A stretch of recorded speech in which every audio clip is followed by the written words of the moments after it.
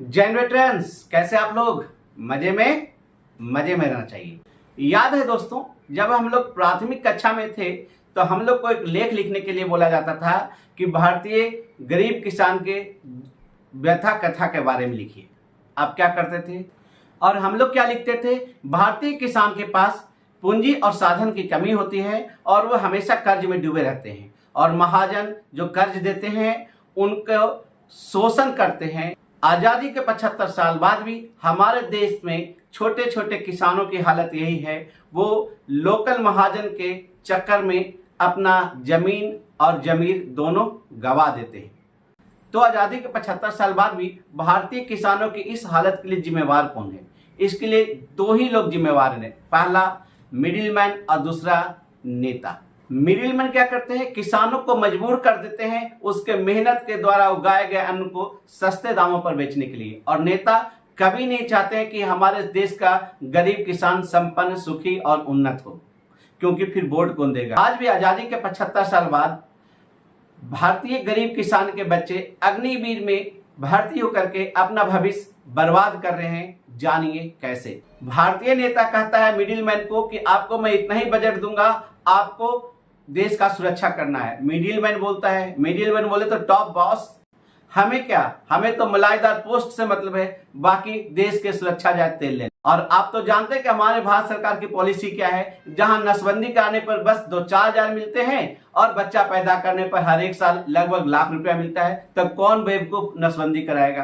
तो बढ़ती आबादी में बहुत सारे भारतीय बेरोजगार हैं जो रोड पर रोजगार के लिए खड़े हैं और वही मिडिलमैन उन भारतीय बेरोजगारों को पकड़ करके टेम्पोररी कहता, आ जाओ भाई हमारे साथ काम करो, भले अच्छा न लगे तो चल जाओ, 4 साल के लिए आ जाओ। और उन भारतीय बेरोजगार युवा को 4 साल के लिए सबसे सस्ते दामों पर अपने लिए काम करने के लिए भर्ती कर लेते हैं। ये कड़वा सत्य है। इसका जीता ज्यादा उदाहरण है। क्या अग्निवीर को एमएसपी मिलता है? क्या अग्निवीर मिलिट्री सर्विस में नहीं है?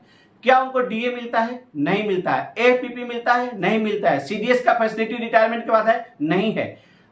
इवन अगर वो ऑपरेशन के दरमियान डिसेबल हो गए तो क्या उनको डिसेबिलिटी पेंशन मिलेगा? बिल्कुल नहीं मिलेगा दोस्तों। ऑपरेशन के दरमियान इंजरी हुई है, उनको रिटायरमेंट के बाद मेडिकल फैसिलिटी है? नहीं है दोस्तों। यानी कि भारतीय युवा को सबसे सस्ते दरों पर इंडियन आर्मी में भर्ती कर रही है मिडिलमैन और ये नेता।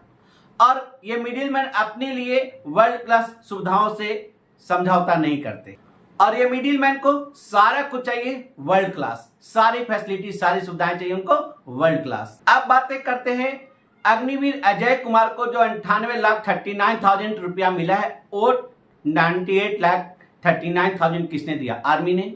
नहीं। भारत सरकार ने दिया? नहीं। आप तो कहेंगे सर वो तो एजीआईएस ने दिया, इंडियन आर्मी नहीं दिया। जैसे ही आप किसी भी कंपनी में काम करते हैं, चाहे सेंट्रल गवर्नमेंट हो, चाहे स्टेट गवर्नमेंट हो, चाहे प्राइवेट कंपनी में हो, जहां भी आप काम कर रहे हैं, वो लोग क्या करते हैं, जो आपको सैलरी देते हैं उसी में से कुछ पैसे काट लेते हैं और आपको ग्रुप इंश्योरेंस का फैसिलिटी देते हैं। बहुत सारी कंपनियां नहीं भी देती है तो क्या करते हैं, आपको तो सैलरी मिलता है, आप सोचते हैं कि अगर मैं मर गया तो मेरा परिवार का क्या होगा, तो आप बाहर से कहीं ना कहीं से insurance, term insurance, health insurance, जो भी हो, आप इंश्योरेंस खरीदते हैं और उसके लिए आप अपने कमाई से पैसे भरते हैं प्रीमियम के रूप में। सही बोला। इस अग्निवीर अजय कुमार के केस में 48 लाख रुपए एजीआईएस ने दिया। और आपको बताता हूं, एजीआईएस जो आर्मी ग्रुप इंश्योरेंस स्कीम है वो इंडियन आर्मी नहीं है।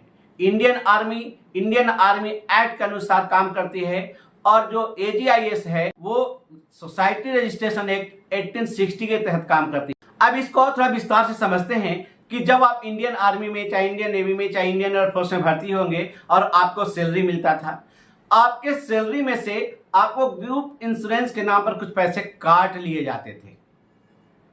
ग्रुप इंश्योरेंस के नाम पर आपसे पैसे काट लिए जाते थे और इसी में से हमारे किसी बंधु का डेथ हो जाता था, वो कटे हुए पैसा जो ग्रुप इंश्योरेंस कंपनी एजीआईएस, एनजीआईएस को पैसा जाता था तो वही एजीआईएस या एनजीआईएस उसको पैसा देता था कि इनका डेथ हो गया, इनको पैसा दिया जाए। अग्निवीर के केस में अग्निवीर के सैलरी से एजीआईएस का पैसा काटा ही नहीं जाता, यानी उनसे इंश्योरेंस का पैसा नहीं लिया जाता था। आखिर पैसा देता कौन है? क्या एजीआईएस इतना दाता दानी हो गया है कि भाई ले जाओ देश के नाम पर? ऐसा नहीं है दोस्तों। जो AGIS है उसमें 90% जो पैसे हैं जो जवानों के द्वारा कंट्रीब्यूट किए गए हैं। याद कीजिए, जब वो भर्ती होते हैं उनसे जबरदस्ती उनसे प्रत्येक महीने उनसे इंश्योरेंस के नाम पर उनसे पैसा डिडक्ट कर लिया जाता है। और इंडियन आर्मी में 95% जवान हैं और सिर्फ 5% ऑफिसर्स हैं। तो 95% जो जवान है जो कंट्रीब्यूट करते हैं उनका पैसा कहाँ जाता है? AGIS में जाता है। और AGIS का पैसा वही मिडिल मैन बोलते हैं कि भाई 48 लाख रुपया उठा करके अग्निवीर को दे दो, जो जवानों का कंट्रीब्यूशन है। सीधे सीधी बोलता हूं, तो इसमें इंडियन आर्मी का कोई लेना देना नहीं है। तो 48 लाख रुपया AGIS ने दिया। और थैंक यू करते हैं अपने पूर्व प्रधानमंत्री नरसिम्हा राव जी को, जिन्होंने प्राइवेटाइजेशन को भी इंक्लूड किया हर एक सेक्टर में। आज बहुत सारे बैंक, प्राइवेट सेक्टर्स बैंक हो चाहे गवर्नमेंट सेक्टर बैंक हो, अगर आप DSP अकाउंट खोलते हैं, आपका सैलरी उसमें आता है, तो आपको इंश्योरेंस कवर देती है। सिर्फ DSP अकाउंट क्यों, जो भी सेंट्रल गवर्नमेंट एम्प्लॉय हैं, अगर वो अपना सैलरी अकाउंट किसी पार्टिकुलर बैंक में रखते हैं तो बैंक वाले भी उसको इंश्योरेंस का फैसिलिटी देंगे। बैंक क्या करती है? बैंक तो RBI एक्ट के अनुसार काम करती है, बैंक तो इंश्योरेंस कंपनी होती नहीं है। तो जितने भी उनके पास DSP अकाउंट होते हैं, उन DSP अकाउंट के बदले में वो एक प्रीमियम अमाउंट इंश्योरेंस कंपनी को बैंक दे देती है। और इस अग्निवीर अजय कुमार के केस में उनके पास DSP अकाउंट था, DSP अकाउंट में सैलरी होता था, तो उनको बैंक के द्वारा 50 लाख रुपया दिया गया इंश्योरेंस कवर के नाम पर। इसमें भारत सरकार का कोई लेना देना नहीं है, इसमें इंडियन आर्मी का कोई लेना देना नहीं है। यानी कि जो 98,39,000 जो अग्निवीर अजय कुमार को मिला, उसमें न तो आर्मी का और न तो भारत सरकार का ठनी दिया हुआ है। ये AGIS जो सेपरेट एक कंपनी है, insurance company, group insurance company है, जो रजिस्टर्ड है सोसाइटी एक्ट 1860 के एक्ट के अनुसार।